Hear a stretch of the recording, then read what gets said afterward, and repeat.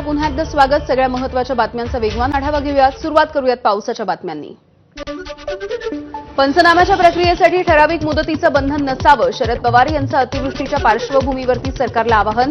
या परिस्थितीमध्ये कशा प्रकारे मदत करावी याबद्दलचं सुद्धा शरद पवार हे सरकारला सल्ले देणार। वडेट्टीवारांचं राज्यपालांना पत्र। राज्यामधील अतिवृष्टी, शेतकऱ्यांचे झालेलं नुकसान, त्यांना मिळणारी नुकसान भरपाई या सगळ्या पार्श्वभूमीवरती महाराष्ट्र विधानसभेचं विशेष अधिवेशन बोलवण्याची केली मागणी। पीएम केअर फंडामध्ये कोट्यवधी रुपये पडून ते पुढच्या निवडणुका लढायला ठेवले आहेत का? खासदार संजय राऊत यांचा भाजपला सवाल। फडणवीसांनी बंड करायला हवं, केंद्राकडे सतत पाठपुरावा देखील करायला हवा, संजय राऊतांचा सल्ला। शेतकऱ्यांना मदत करायची नसेल तर पर्यटन दौरे कशासाठी करताय? ठाकरेंच्या शिवसेनेच्या प्रवक्त्या सुषमा अंधारे यांचा महायुतीच्या नेत्यांना सवाल। पाहणीच्या नंतर अद्यापही पूरग्रस्तांपर्यंत मदत न पोहोचल्यामुळे अंधारेंचा हल्लाबोल। खासदार भास्कर भगरेंकडून येवला तालुक्यामधील सुरेगाव, अंदरसूल, बल्हेगाव आणि येवला शहरामधील हुडको वसाहत भागामध्ये नुकसानीची पाहणी। यावेळेला त्यांनी शेतकरी, व्यापारी, नागरिक आणि ग्रामस्थांची भेट घेऊन त्यांच्या समस्या जाणून घेतल्या।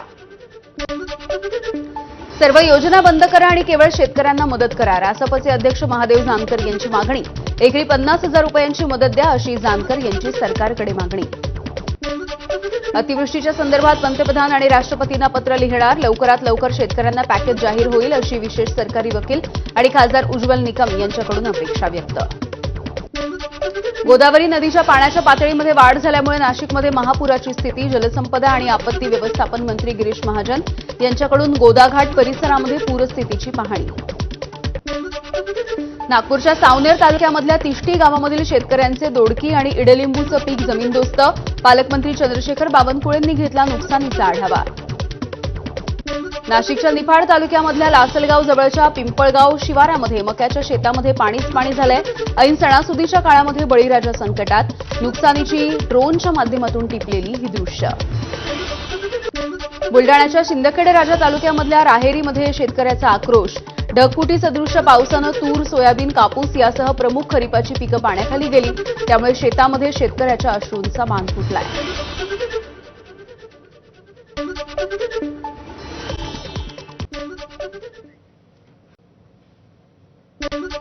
लातूर जिल्ह्यामधल्या उजेड गावाला मांजरा नदीच्या पुराच्या पाण्याचा तडाखा बसला। 500 हेक्टरवरची पिकं पाण्यात गेली आहेत, त्यामुळे शेतकरी हवालदिल झालाय। पंजाब राज्याच्या धर्तीवरती सरकारनं मदत करावी अशी शेतकऱ्यांची मागणी आहे।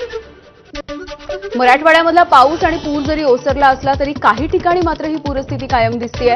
2006च्या नंतर प्रथमच जवळपास 3 लाख क्युसेकनं जायकवाडी धरणामधून विसर्ग, त्यामुळे मराठवाड्याच्या प्रत्येक जिल्ह्यामधील मोठ्या नद्या या दुथडी भरून वाहत आहेत।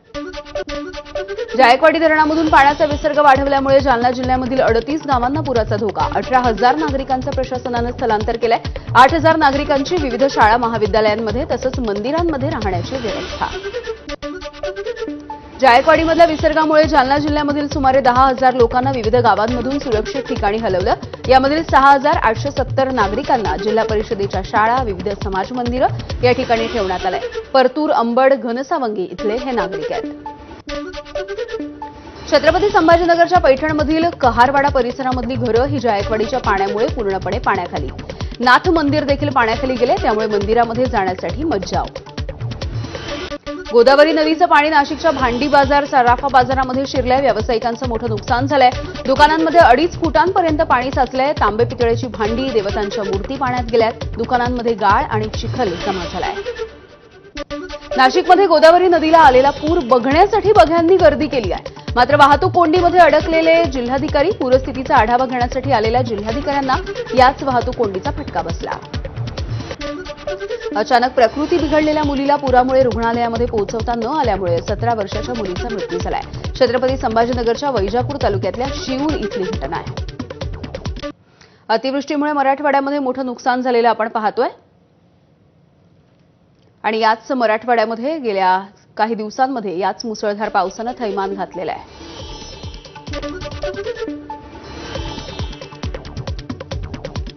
अतिवृष्टीमुळे मराठवाड्यामध्ये मोठं नुकसान झालेलं आहे। मराठवाड्यामध्ये गेल्या 2 दिवसांमध्ये 6 जणांचा मृत्यू झालाय, तर 2 दिवसांमध्ये 213 जनावरांचाही मृत्यू झाला। बीडमधल्या आष्टी तालुक्यामधील सीना आणि मेहकर या नदीला पूर आलाय. त्यामुळे नदीकाठावरच्या हिंगणी गावामध्ये काही शेतकरी आणि स्थानिक अडकून पडले. एनडीआरएफकडून या अडकलेल्या नागरिकांचं रेस्क्यू. परिस्थिती बघता प्रशासनाकडून नदीकाठावरच्या गावांना सतर्कतेचा इशारा. सोलापूरच्या माढामधील वाकावचे सरपंच ऋतुराज सावंत यांनी स्वतः पुराच्या पाण्यामध्ये उतरून 50 जणांना बाहेर काढलं. सीना नदीला तिसऱ्यांदा पूर आल्यामुळे अनेक लोकांचं स्थलांतर. पुरामुळे उंदरगाव वाकाव या रोडवरती मोठ्या प्रमाणावरती पाणी साचलंय. अहिल्यानगरच्या कोपरगावमधील वारी गावामध्ये पुराच्या पाण्यामध्ये अडकलेल्या 6 जणांची सुटका. तब्बल 12 तासांच्या अविरत प्रयत्नांच्या नंतर टेके कुटुंबाला सुखरूपपणे बाहेर काढण्यात आले. पुराच्या तीव्र प्रवाहामुळे मदत कार्यामध्ये अडचणी. सीना नदीला आलेल्या महापुरामुळे मशिदींमध्ये अडकलेल्या सिकंदर सय्यद या अपंग वृद्ध व्यक्तीला सुरेश शिंदे यांनी जीवदान दिलंय. माणुसकीचा झरा अजूनही जिवंत आहे असं दाखवून दिलंय. मशिदीच्या चारही बाजूला महापुराचा वेढा पडलेला असताना सुरेश शिंदे यांनी स्वतःच्या जीवाचा विचार न करता सय्यद यांचे प्राण वाचवले. जायकवाडी धरणामधून विसर्ग अधिक प्रमाणामध्ये सुरू असल्यामुळे गोदावरी नदीकाठावरच्या गावांना कालपासून स्थलांतर करायला सुरुवात करण्यात आलेली आहे. तालुक्यामधील 44 गावांना पुराचा धोका निर्माण होऊ शकतो. त्यामुळे ग्रामस्थांनी स्वतःच खबरदारी घेतली आहे आणि गावाच्या बाहेर स्थलांतर केलं आहे. बीडच्या गेवराईमध्ये गोदावरी नदीकाठच्या गावांमध्ये पाणी शिरायला सुरुवात होते. गावामधील बहुतांश नागरिकांचं गावाबाहेर स्थलांतर. तर साबळेश्वर गावामधून नागरिकांना बाहेर काढायला गेलेले ट्रॅक्टर हे पाण्यामध्ये अडकले. अकोल्याच्या पातूर तालुक्यामधील निर्गुणा नदीच्या प्रवाहामध्ये शेतकऱ्यांची बैलगाडी वाहून गेली. सुदैवाने या घटनेमध्ये शेतकरी आणि एक बैल थोडक्यात वाचलाय. मात्र एका बैलाचा मृत्यू झाला. सोलापूर विजयपूर राष्ट्रीय महामार्गावरती पाणीच पाणी. त्यामुळे दोन्ही बाजूची वाहतूक पूर्णपणे बंद. पुणे सोलापूरवरून विजयपूरच्या दिशेनं जाणारी आणि परतणारी वाहतूक ही हत्तूर गावाजवळ पूर्णपणे बंद आहे. जायकवाडी धरणामधून मोठ्या प्रमाणावरती पाण्याचा विसर्ग सुरू असल्यामुळे बीडच्या गेवराई तालुक्यामधल्या गोदावरी नदीकाठची मंदिरं पूर्णपणे पाण्याखाली.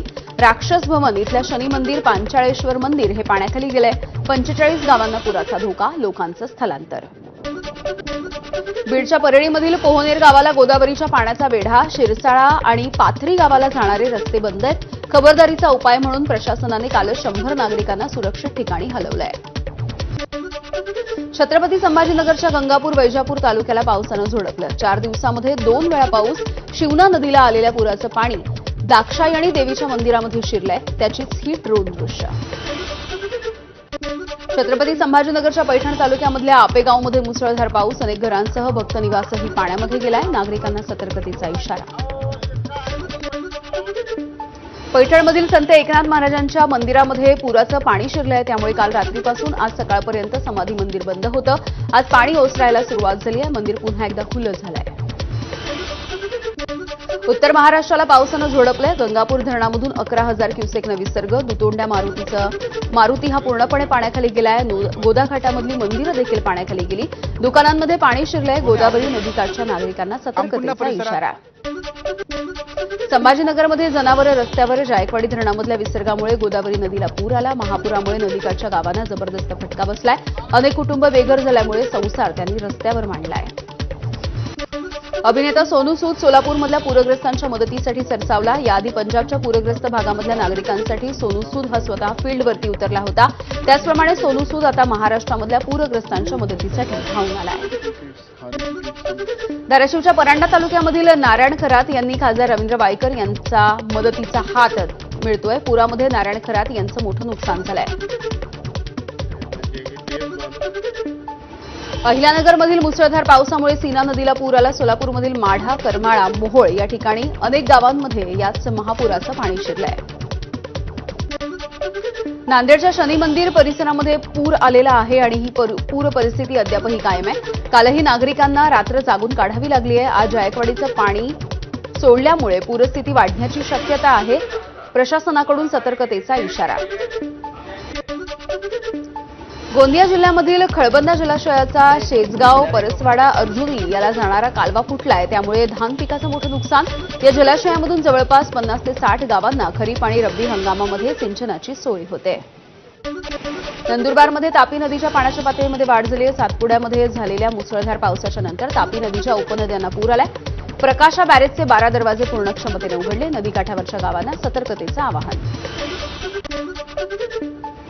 सीना नदीला 4 दिवसांमध्ये पुन्हा आलेल्या महापुरामुळे पुन्हा एकदा 11 गावांना पाण्याचा वेढा. करमाळा जामखेड या रस्त्यावरच्या आळजापूर आणि जवळा यांच्यामधील सीना नदी पुलाची जवळा गावाकडची बाजू वाहून गेली आहे. त्यामुळे करमाळ्यावरून जामखेडला जाणारी वाहतूक बंद आहे. परभणीच्या जिंतूर तालुक्यामधील वर्णामध्ये पुरानं 10 एकर सोयाबीनचा अक्षरशः चिखल केलाय. सोयाबीनमध्ये गुडघ्या इतका चिखल झाल्यामुळे शेतकरी हवालदिल आहे. सरकारनं भरीव मदत करावी अशी शेतकऱ्याची मागणी आहे. हिंगोलीमधल्या पुरामुळे शेतीचं नुकसान झालंय. काढणीला आलेल्या सोयाबीनला मोड फुटायला सुरुवात झाली. सरकारनं आर्थिक मदत देण्याची शेतकऱ्यांची मागणी. सततचा पाऊस आणि अतिवृष्टीमुळे पपई उत्पादक शेतकऱ्यांचं नुकसान. धाराशिवच्या वाकडीमधील कोल्हे कुटुंबियांचं आतापर्यंत 5 ते 7 लाख रुपयांचं नुकसान झालंय. पपईची पानं पिवळी पडायला सुरुवात झाली आहे, तर साचलेल्या पाण्यामुळे खोड देखील कुजतायत. सोलापूरमधील चिमुकल्याचा पूरग्रस्तांना मदतीचा हात. जिल्हाधिकाऱ्यांची पत्रकार परिषद झाल्याच्या नंतर ध्रुव लोकरे या चिमुकल्या मुलानं आपली पिगी बँक ही मदत म्हणून दिली आहे. जळगाव जिल्ह्यामधील गिरणा धरणामधून गिरणा नदीपात्रामध्ये 45,000 क्युसेकनं पाण्याचा विसर्ग. पावसानं विश्रांती घेतल्यामुळे संभाव्य नुकसान टळलंय. प्रशासनासह जनतेला मोठा दिलासा. बीड जिल्ह्यामधली 17 धरणं 100% भरली, तर 2 धरणं 90%च्या आसपास आहेत. सध्या केवळ माजलगाव धरणामधून विसर्ग सुरू आहे. त्यामुळे वडवणी तालुक्यामधील काही गावांचा संपर्क देखील तुटला आहे.